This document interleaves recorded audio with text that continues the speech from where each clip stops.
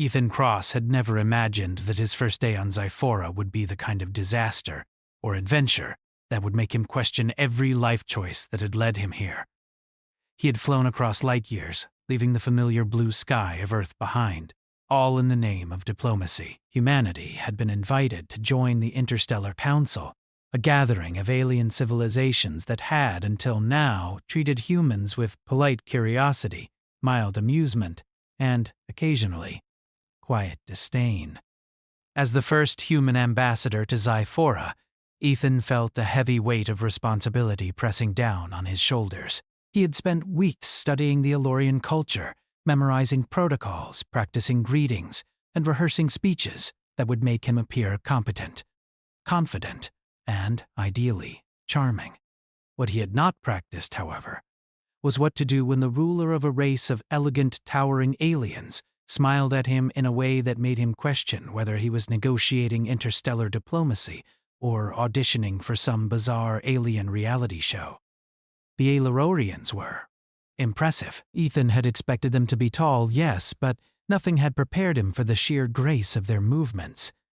Their bodies flowed with a fluidity that seemed impossible, as if each limb had been designed to bend and twist in perfect harmony with the universe itself.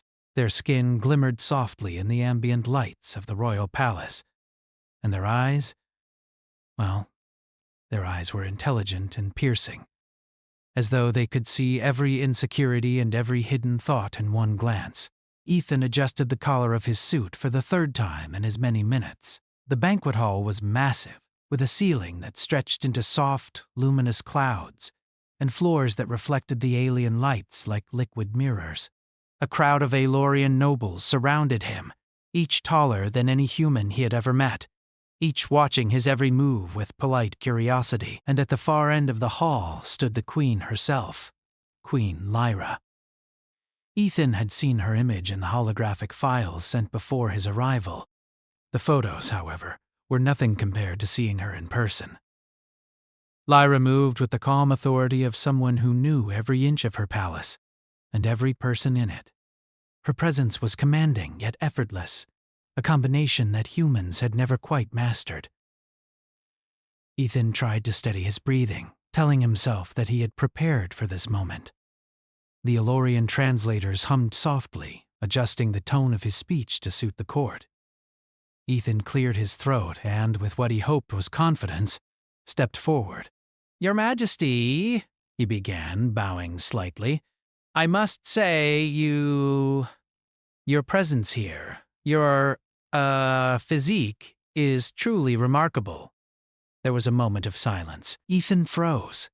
He had meant to compliment her posture, her elegance, the way she carried herself with an effortless grace. What came out, however, sounded oddly personal. Too personal. He could feel the sweat prickling at his temples. Queen Lyra's lips curved into a smile. It was not an angry smile. It was amused, curious, and a little mischievous. "Do you want to see it up close?" she asked. Ethan's heart stopped. He had no idea what to do. His mind blanked, words evaporating before they could form. The nobles around him waited, their expressions polite but expectant. Ethan considered diving under the nearest table, or pretending he had been struck by a sudden and mysterious illness. Instead, he froze, rooted to the spot, his mouth opening and closing like a fish out of water. Queen Lyra's smile did not fade. "Come," she said softly. Her voice was musical, each syllable carefully modulated in a way that made humans wish they could reproduce it perfectly. "Do not be afraid." Ethan blinked rapidly, nodding as if nodding would somehow make sense of the situation. The queen gestured with a graceful hand, and 2 attendants appeared, floating silently in zero-gravity lifts that carried them effortlessly across the floor. Ethan followed, each step feeling heavier than the last, as if gravity itself had decided that humans were unwelcome in such elegance. They entered a smaller room, circular in shape, with walls that seemed to shimmer and pulse with light. At the center of the room was a pedestal, which immediately drew Ethan's attention. Hovering above it was a holographic display, projecting a series of shapes and symbols he did not recognize. Queen Lyra gestured toward the display. "Observe," she said. Ethan realized that the queen had not meant what he had feared. The physique she wanted him to see was not her body in a personal sense. It was something entirely different. The hologram shifted, revealing the history of Elorian evolution, their technological accomplishments, their architectural feats, and even their forms of art and movement. Each projection was fluid, elegant, almost alive. Ethan's tension melted into fascination. He leaned forward, studying the displays. The Alororians had designed their entire civilization around grace, balance, and efficiency. Every movement, every structure, every device reflected their obsession with precision and beauty. I see, Ethan said finally, his voice steadying. This is incredible. Queen Lyra inclined her head. You humans are smaller, less flexible, and less elegant, yet you are here. You dared to compliment me honestly, and you came willingly into my hall. That takes a form of courage we value. Ethan felt a blush creep into his cheeks. I did not mean. I was trying to be polite. Polite? She repeated, and her smile deepened. Politeness is a form of intelligence, yes, but honesty, even when it is clumsy, can be enlightening. You are not elegant like us human, but you have something we rarely see. Ethan swallowed, unsure how to respond. And what would that be, Your Majesty? Adaptability, creativity, humor. You can think in ways we cannot, because you are not confined by our forms or our traditions. The words hit him in an unexpected way. He had never thought of humanity as particularly special among the stars. Earth had been a backwater planet in galactic terms, a curious but limited species. And yet, here he was, standing before one of the most advanced civilizations in the galaxy, and the Queen herself was praising him, not for strength, not for perfection, but for qualities humans often overlooked in themselves. Over the next hour, Queen Lyra guided Ethan through the holographic displays, explaining aspects of Elorian life, art, and philosophy. Ethan asked questions, some awkwardly, some cleverly, and each time the Queen responded with patience and amusement. He discovered that humans had an advantage the Alororians often lacked, the ability to improvise, to connect dots in unexpected ways, to find solutions that were not obvious from the perspective of pure elegance and logic. Ethan even tried a small demonstration. Using a few simple tools he carried, he manipulated one of the holographic projections, reshaping it into something completely new. The Alororians, who had been observing, paused, the Queen's eyes lit with curiosity. You created something entirely different from our design, she said. Remarkable. Ethan nodded, trying not to smile too broadly. Humans, we have our ways. Lyra laughed softly. It was a sound like wind chimes in sunlight. Yes, you do. And that is why you are interesting to us. By the time Ethan left the demonstration hall, his nerves had calmed. The banquet, the compliment, and the near disaster of misunderstanding had turned into a moment of genuine connection. He realized that in the galaxy, elegance and power were not the only measures of value. Creativity, courage, and honesty, even when awkward, had their place. As he returned to his quarters that night, Ethan reflected on what had happened. He had arrived expecting to be judged, expected to fail, and possibly expected to embarrass himself in front of the Queen. Instead, he had discovered that humans had subtle strengths that even the most perfect alien civilization could respect. Lying on the soft mattress, Ethan could not help but chuckle at the absurdity of it all. He had frozen like a statue when the Queen asked her provocative question, yet that moment had led to a revelation. Sometimes, being human, clumsy, unpredictable, and sincere was the greatest strength one could possess. And as he drifted off to sleep, He knew one thing with certainty. The real adventure on Zyphora was only beginning. Ethan woke early. Sunlight, or what passed for sunlight on Zyphora, filtering through the translucent panels of his quarters. His mind was still buzzing from the evening before. The holographic display, Queen Lyra's sharp smile, the way she had judged him not for strength or perfection, but for honesty and creativity.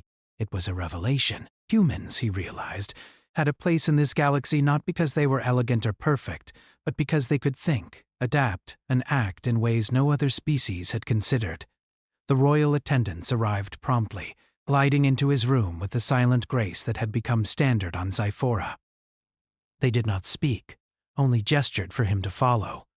Ethan obeyed, his curiosity outweighing his lingering nervousness. Today he was to attend the Cultural Demonstration Hall, a place where the Alororians showcased not just their bodies, but the full range of their history, intelligence, and artistry. As he entered the hall, the air seemed to shimmer. Ethan had learned to expect the unexpected, but this room still took his breath away. The floor was a reflective surface like liquid glass, and the walls were alive with softly moving holographic projections. Each panel displayed scenes from Alorian history, great cities, soaring towers, elaborate dances, and machines that moved with perfect rhythm. Queen Lyra appeared beside him, as graceful as ever. "Today," she said, her voice calm and clear, "you will see what our people value most, and perhaps you will show us what humans value in return." Ethan nodded, feeling both excited and apprehensive. The queen led him to the center of the room, where a pedestal hovered slightly above the floor. The pedestal was empty for now, but Ethan could sense the energy in the room, subtle vibrations that hinted at the power of the technology surrounding him. "The demonstration begins," Lyra said. A wave of her hand, and the pedestal came alive. A holographic model of an Aelorian appeared, moving with effortless grace. It began a series of complex motions, jumps, spins, and extensions that Ethan could barely comprehend. The alien figure's limbs bent in ways humans could not, stretching and twisting without strain. "This," the queen explained, "is the form of our ideal physical expression. It combines strength, agility, and harmony with thought. Every movement is connected to a purpose, a principle, a history. You see only a body, but it is more than flesh. It is thought made visible." Ethan swallowed hard. "It's beautiful," he admitted, "almost like a dance of the mind." Lyra tilted her head. "Yes, you understand more than most humans do at first glance. But you will also show us your form of expression." Ethan's stomach tightened. Show them? Humans could barely leap as high as an Aelorian, let alone spin gracefully or move with such elegance. He had prepared for diplomatic speeches, not physical demonstrations. Still, he squared his shoulders and nodded. "Observe, and then participate," Lyra instructed. The first task was simple, though Ethan doubted it would feel simple in execution. He was handed a small, glowing cube that floated between his hands. The cube shifted constantly, changing shape, color, and pattern as it rotated in midair.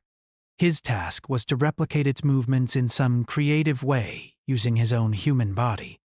Ethan tried to mimic the cube's rotations, but his arms were too short, his movements too rigid. He stumbled once, catching himself just before falling. The Alororians, standing silently, did not react with mockery. Instead, they observed with what seemed like quiet curiosity. He took a deep breath and changed strategy. Instead of copying the cube exactly, he moved in a way that felt natural to him, letting the motions tell a story. He twirled, bent, and leapt in unexpected ways, using energy rather than precision. The cube responded, shifting to complement his movements, almost as if it were alive. Lyra's eyes widened slightly. "Interesting," she murmured. "You do not imitate, you invent. That is unusual for your species." Ethan smiled nervously. Yes, humans like to improvise. Indeed, Lyra said. You improvise because you cannot always predict your environment. That is your strength, not your weakness. Next came a task designed to test memory and problem solving. A series of glowing symbols appeared on the walls, each representing a historical event or principle. Ethan was asked to arrange them in chronological order. The symbols rotated, floated, and changed orientation, making the task dizzying. At first, he panicked.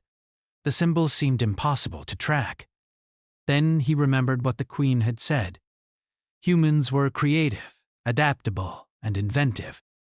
Instead of relying on brute memorization like some of the aliens might, he began to look for patterns.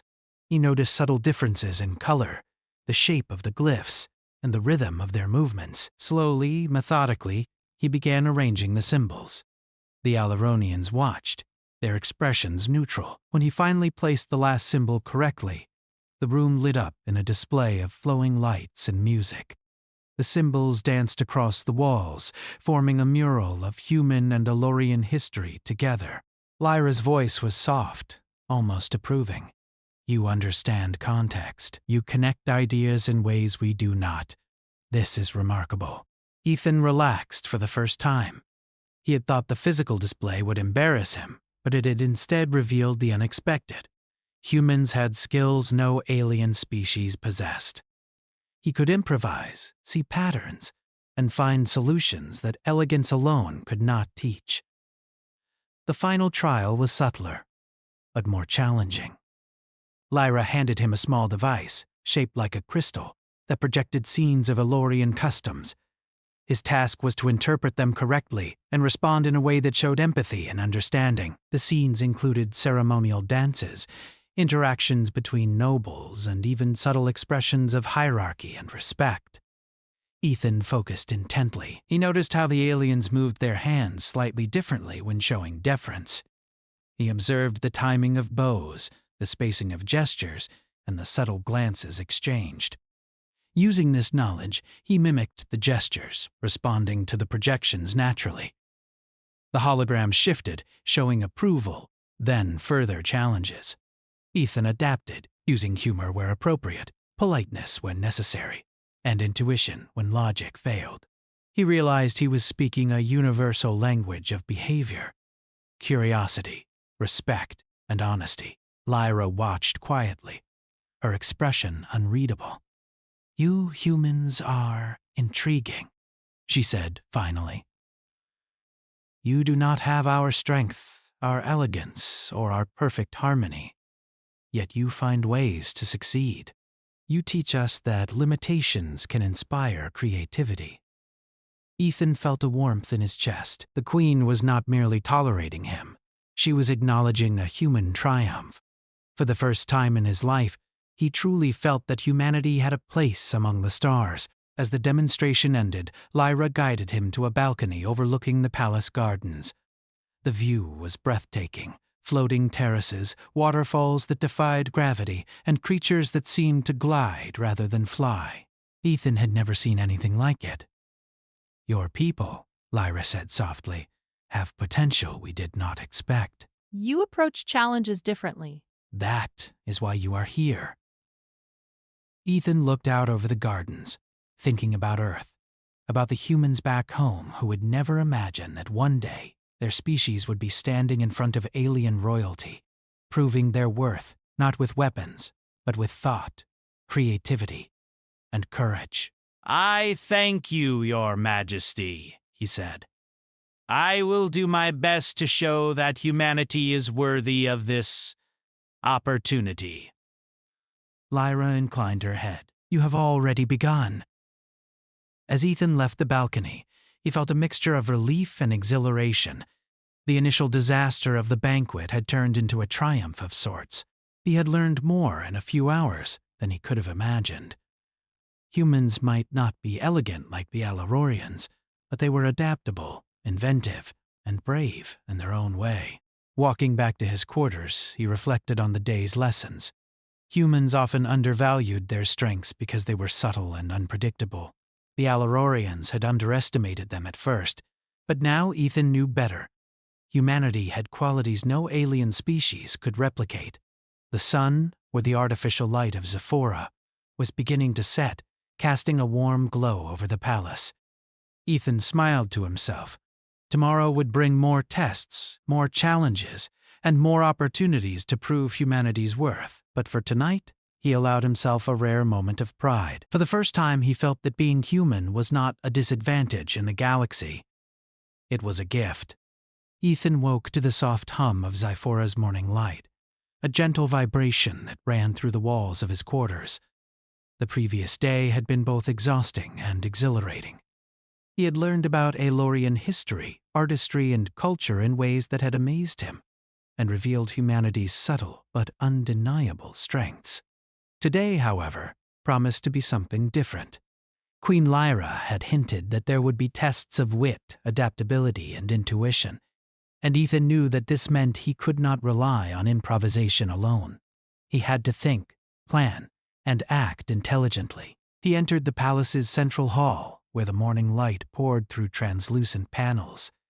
The Aelorians were already gathered, moving with their usual fluid grace. Ethan's nervousness returned. He had learned to anticipate the unexpected, but this level of anticipation was exhausting. Queen Lyra appeared at the head of the hall, her presence commanding yet calm.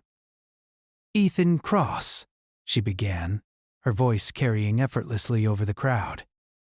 "Today you will demonstrate not your strength or elegance, but your mind. Humans are clever, yes, but cleverness alone is not enough. You must also understand, adapt, and connect. Only then will you succeed." Ethan swallowed. The first challenge was revealed, a three-dimensional puzzle composed of floating, translucent shapes. Each shape rotated and shifted independently, and together they formed an intricate pattern. Ethan was instructed to rearrange the shapes to form a coherent image that represented balance, harmony, and logic. At first glance, the puzzle seemed impossible. The shapes were constantly moving, defying traditional logic. Ethan's initial attempts were awkward, fumbling with the pieces in ways that made him feel clumsy. The Aelorians observed silently, their expressions unreadable. Then Ethan remembered what he had learned the previous day. The Aelorians valued fluidity, but they also admired creativity that solved problems differently from their expectations. He stopped trying to force the shapes into positions dictated by what he thought the puzzle wanted. Instead, he approached it like a story. He imagined what the shapes could represent, how they might move to tell a tale. Slowly, he began to guide the pieces, not mechanically, but with intuition. The shapes responded, twisting and aligning in ways that Ethan could not have predicted. The puzzle completed itself, forming an intricate pattern that told a story of growth, challenge, and unity. The room filled with a soft melodic vibration, a signal of approval. Queen Lyra's eyes glimmered. "You do not merely solve the puzzle. You give it meaning." "That is human ingenuity. You see beyond rules."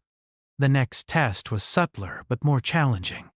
Ethan was brought to a circular chamber where holographic scenarios played out before him. The scenes depicted Aelorian customs, social interactions, and problem-solving situations. Ethan's task was to observe carefully and then choose appropriate responses to each scenario. The first scene was simple. Two holographic figures argued over a misinterpreted gesture. Ethan remembered what he had observed about Aelorian hierarchy and subtle cues. He selected a solution that combined empathy, logic, and humor. The figures in the hologram immediately resolved their conflict, bowing to one another and gesturing in harmony. Encouraged, Ethan proceeded to the next scenario. A hologram showed an Aelorian child lost in a crowded market, frightened and calling out for help. Ethan, thinking quickly, selected gestures and motions that combined clarity, reassurance, and respect for local customs.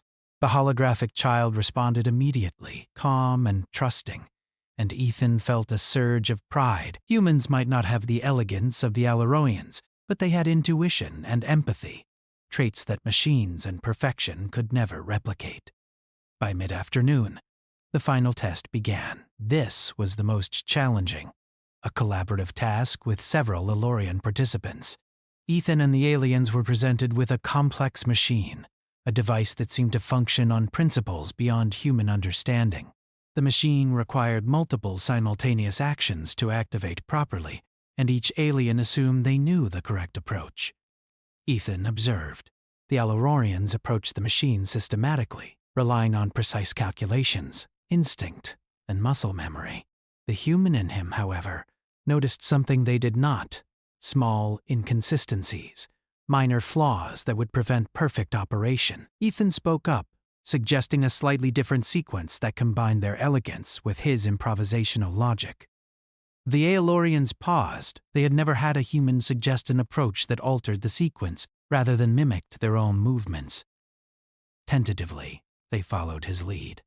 The machine whirred, clicked, and came to life, producing a cascading display of light and sound that filled the chamber. Ethan exhaled, relief and triumph mixing in his chest. Queen Lyra's smile widened. "Humans surprise us," she said. "You are not perfect. You do not move with grace like us, yet you achieve results we did not foresee. That is your strength. That is why you are valuable." The tests were over, but Ethan's journey was not yet complete. Lyra led him to a balcony overlooking the palace gardens, where gravity-defying waterfalls and floating terraces stretched as far as the eye could see. Ethan realized that the beauty of Zyphora was not just in its architecture or nature, but in the interplay of intellect, creativity, and culture that the Aelororians had perfected over millennia. "You see," Lyra said softly, "we often underestimate humans because we cannot measure your abilities in ways we understand. We assume that elegance and precision are supreme. But you teach us a lesson. Ingenuity, empathy, and unpredictability have their own power." Ethan considered her words. Humans had often doubted themselves, thinking their small, imperfect species was insignificant in the vastness of space. Yet here he stood, recognized by one of the galaxy's most advanced civilizations. Their approval was not given lightly. It was earned through observation, action, and insight. "I thank you, Your Majesty," Ethan said. "I am learning every day what humans can contribute, and I hope we can continue to build trust between our peoples." Lyra nodded. "You have already begun, Ethan Cross. Today you showed that courage and intelligence often outweigh perfection. That is a lesson we will remember." As the sun, or the alien equivalent, began to set over the floating gardens, Ethan felt a renewed sense of purpose. The tests had challenged him, yes, but they had also revealed the strengths of his species. Humans were clever, adaptable, and capable of insights that no amount of training or elegance could produce. In a world where the Aelororians believed perfection was paramount, humans proved that imperfection could be just as powerful. Walking back to his quarters, Ethan replayed the day in his mind. Each scenario, each puzzle, each interaction had been a test, not just of intelligence, but of character. And in every instance, he had found that humanity's natural strengths, creativity, empathy, adaptability, had allowed him to succeed where logic and elegance alone might have failed. When he finally returned to his room, he allowed himself a moment of quiet reflection. He thought of Earth, of the people who might never believe that humans could stand shoulder to shoulder with the most advanced civilizations in the galaxy. And yet, here he was, living proof that even a clumsy, untrained human could make a difference in ways that mattered. Ethan smiled. Tomorrow would bring more challenges, more tests of skill, creativity, and understanding. But he no longer feared failure. He had discovered that humanity's power lay not in imitation, but in innovation. Not in perfection, but in the courage to act, to try, and to connect. And as he drifted off to sleep, he knew that whatever the galaxy had in store, humans had already begun to prove their worth in ways that no one alien or human could have predicted. The morning air on Zyphora shimmered with soft light, casting the palace gardens in an almost dreamlike glow. Ethan Cross stepped onto the marble terrace. taking a deep breath. Today was different. Today was not a private lesson, not a subtle test, not a quiet demonstration. Today, he would participate in the public display of skill and ingenuity, a formal event designed to showcase the abilities of every species invited to the Interstellar Council. The humans were expected to falter. The Aelurorians had perfected elegance, strength, and intelligence over millennia. Other species had tried to keep up and failed. Many had bowed, admitted their limitations, and quietly retreated. Humanity, in the eyes of most alien observers, was still a minor, clumsy species. Awkward, unpredictable, and, to be honest, amusing. Ethan felt the weight of expectation, but also a quiet thrill. He had already learned that humans had one advantage that no other species possessed: creativity born from imperfection. Today, that advantage would be put to the test. The hall was enormous, circular, with a high ceiling that reflected light like liquid mirrors. Audience tiers spiraled upward, filled with alien spectators who waited in polite silence. At the center floated the challenge platform, a massive structure composed of floating panels, suspended beams, and shifting holograms. The task was simple to describe but nearly impossible to complete. Assemble the pieces into a functional structure that could withstand simulated environmental stress, all in perfect coordination with other participants. Ethan's pulse quickened. The humans had been given only a small corner of the platform, and the other species had already begun their work. Aelurorians moved with fluid precision, their actions perfectly synchronized. Their structures rose gracefully, reflecting centuries of engineering knowledge and physical mastery.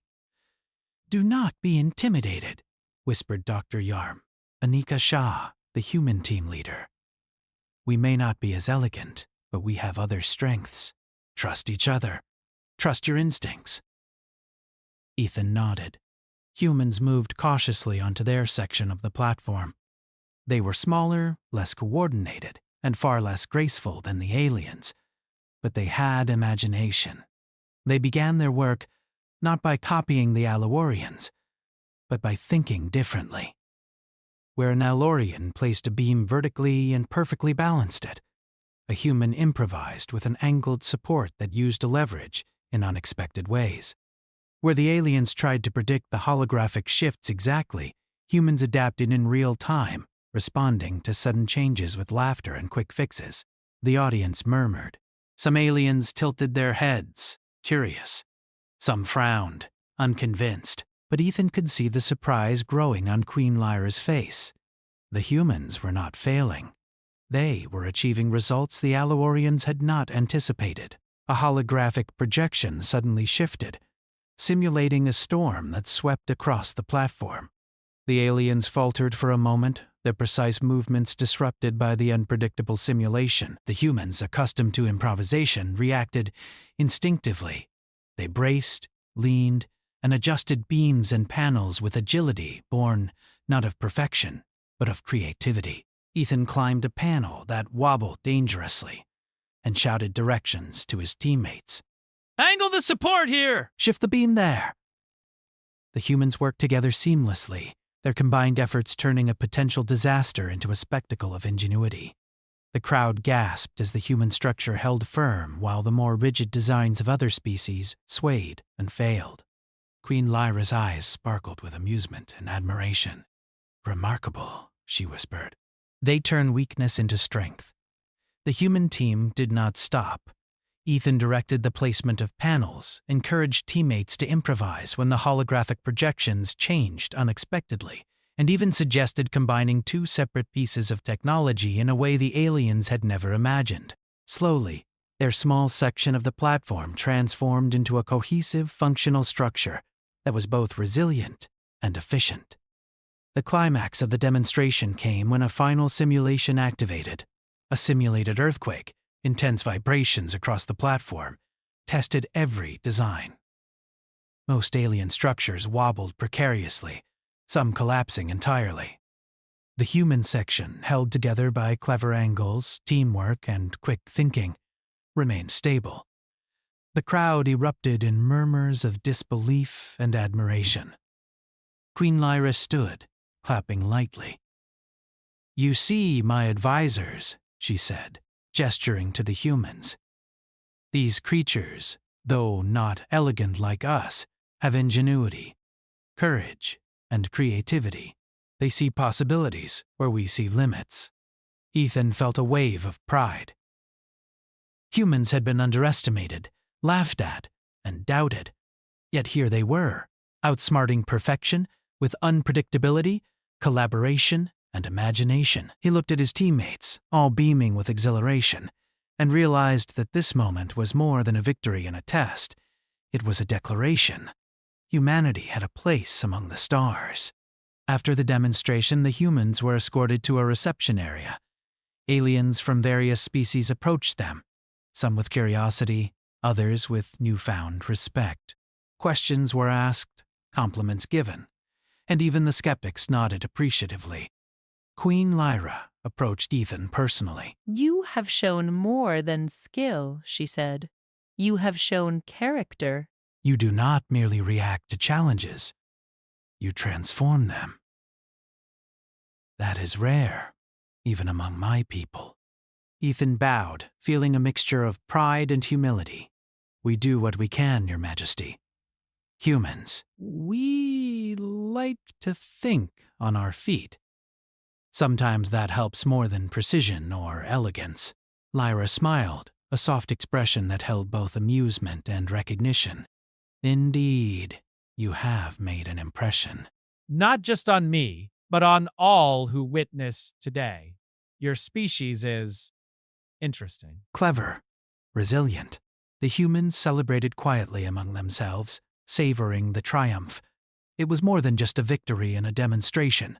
It was a reversal of expectations, proof that being human had unique strengths that no species could replicate. Ethan reflected on the journey from the awkward compliment at the banquet to this moment of public acclaim. What had once seemed like a misstep had become a turning point, a symbol of human courage and adaptability. As the sun, or its Zephorian equivalent, set over the floating gardens outside, Ethan felt a quiet determination. Tomorrow would bring further challenges, undoubtedly more complex and subtle. But for now, humanity had proven something essential: that intelligence, creativity, and teamwork could triumph over perfection, and that even the smallest, most imperfect species could leave a mark on the galaxy. Queen Lyra watched the humans with a thoughtful expression. "Perhaps," she mused aloud, "we have underestimated what it means to be human. Perhaps their imperfection is their greatest gift." Ethan, unaware of her words, smiled at his teammates. They had survived the public test, but more importantly, they had shown the galaxy what humans were capable of. That was a victory no simulation or challenge could take away. As he retired to his quarters that night, Ethan replayed every moment in his mind. The wobbling panels, the sudden storms, the adjustments and improvisations. All of it confirmed one truth: humans had a way of thriving where logic and perfection might fail. Their ingenuity was messy, unpredictable, and brilliant. He lay back on his bed, exhausted but exhilarated, and let himself imagine the possibilities. Humans had been underestimated for too long. Across the stars, civilizations might have assumed that elegance, precision, and predictability were the keys to success. Ethan knew better. Humans had something else: imagination, courage, and the ability to turn mistakes into triumphs. And in that quiet moment, he realized that the galaxy was about to discover it too. Ethan Cross awoke to a quiet calm in the palace quarters. The previous days had been exhausting yet exhilarating. Tests, demonstrations, and challenges that had pushed him to think, act, and adapt beyond anything he had ever imagined. Today, however, felt different. Today was not about proving skill, intelligence, or adaptability. It was about recognition, diplomacy, and the lasting impression humanity would leave on Zyphora. The palace corridors were filled with a soft, steady light as Ethan walked toward the grand hall. The Alorians, as always, moved with grace and quiet confidence. But there was an unusual energy in the air today. A sense of anticipation that even humans could sense. The Interstellar Council had gathered for the final formal session, and every species present would witness humanity's acknowledgement. Queen Lyra stood at the head of the hall, regal and serene. Her expression, as always, was unreadable, yet Ethan felt that faint spark of amusement and pride she had shown during the previous demonstrations. He straightened his posture, determined to represent humanity not just as a species of ingenuity, but as one worthy of respect, trust, and partnership. The session began with the ceremonial greetings, a display of tradition and etiquette meant to test patience, poise, and observation. Ethan had mastered the basics, yet he stayed alert, remembering that the smallest gesture could carry enormous weight in alien diplomacy.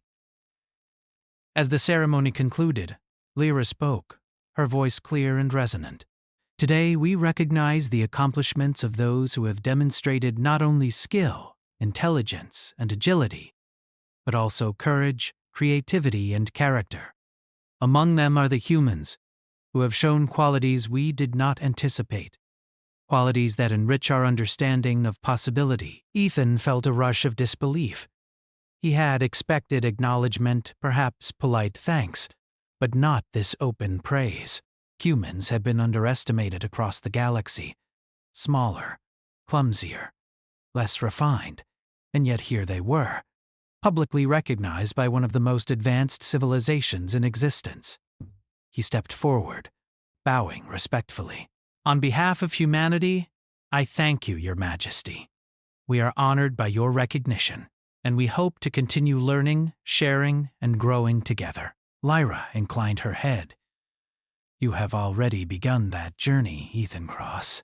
Your species demonstrates that unpredictability, imagination, and courage are as valuable as precision and elegance. You have reminded us that perfection is not the only path to achievement. As the council applauded, Ethan looked at his teammates in the delegation from Earth.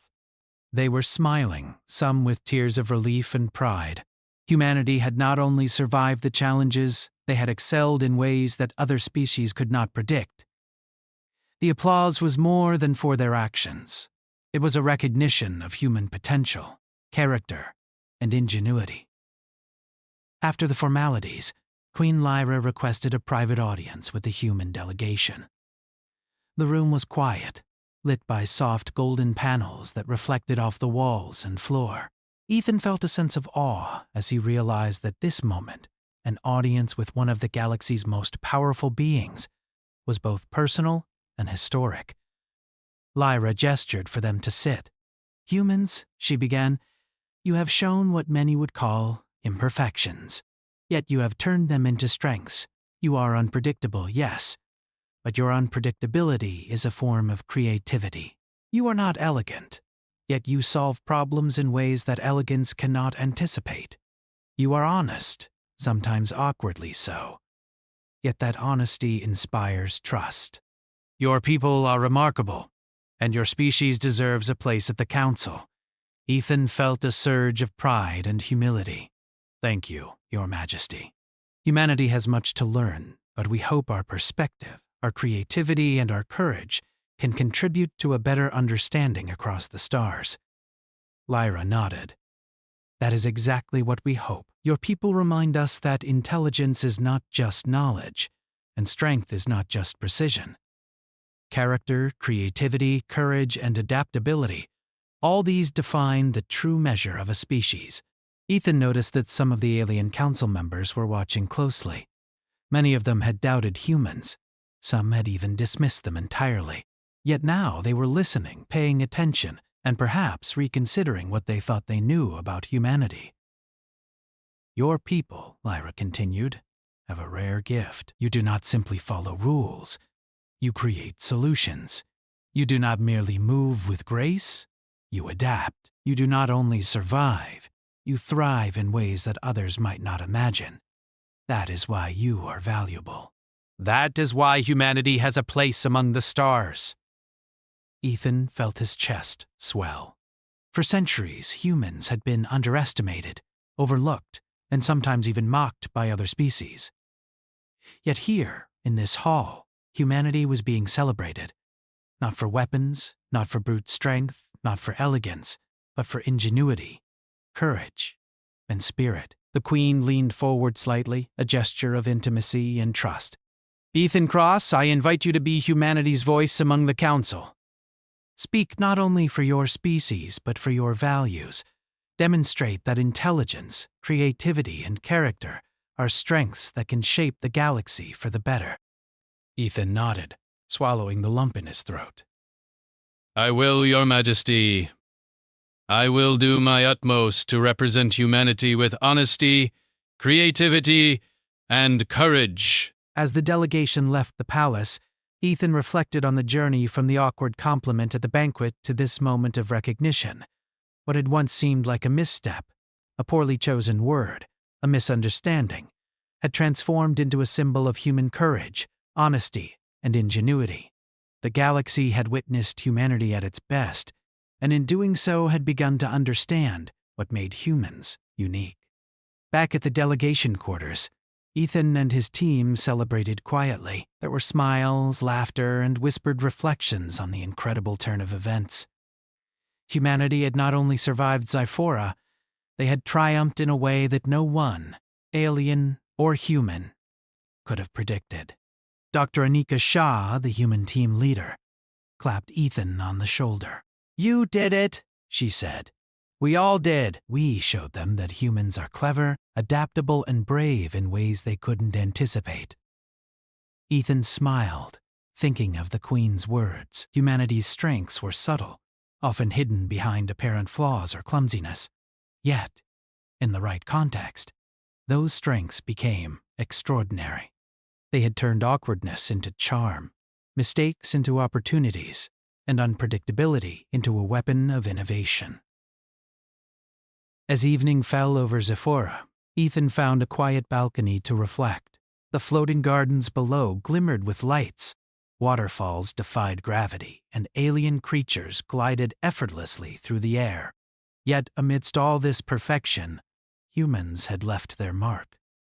They had demonstrated that even a small, imperfect species could influence, inspire, and achieve greatness. Ethan thought about Earth, the people who had never believed humans could compete with advanced alien civilizations. He thought about the struggles, the mistakes, the moments of doubt. And he realized that all those experiences had prepared humanity for this moment. Humans were resourceful, brave, and adaptable, precisely because they had learned to survive and thrive under conditions that were unpredictable, harsh, and often unforgiving. He closed his eyes and allowed himself a rare moment of pride. Humanity had entered the Interstellar Council not just as participants, but as equals, recognized for what truly mattered: creativity, courage, and character. Queen Lyra's voice echoed in his mind, a reminder of what had been achieved. Your species demonstrates that intelligence is not just knowledge, and strength is not just precision. Character, creativity, courage, and adaptability define the true measure of a species. Ethan smiled again. The galaxy was vast, full of wonders, dangers, and challenges, yet humanity had proven itself ready. They were clever, brave, and capable of thinking in ways that no other species could anticipate. And that was more than enough. As he prepared for the next day, Ethan knew that the real work had only just begun. Humanity had earned recognition, respect, and a place among the stars. But with that recognition came responsibility. The galaxy would watch, and humans would need to continue showing their ingenuity, courage, and creativity. For now, though, Ethan allowed himself a quiet moment of triumph. Humanity had arrived. They had been underestimated, laughed at, and dismissed. And yet they had prevailed, not through strength, not through perfection, but through ingenuity, collaboration, and character. And in that realization, Ethan understood something profoundly simple yet powerful. Sometimes being human, imperfect, unpredictable, and full of imagination, is the greatest strength of all. The stars above Zyphora glimmered, distant yet familiar. For the first time, Ethan truly felt that humanity belonged among them, ready to explore, learn, and inspire in ways that no one, not even the most elegant aliens, could have predicted.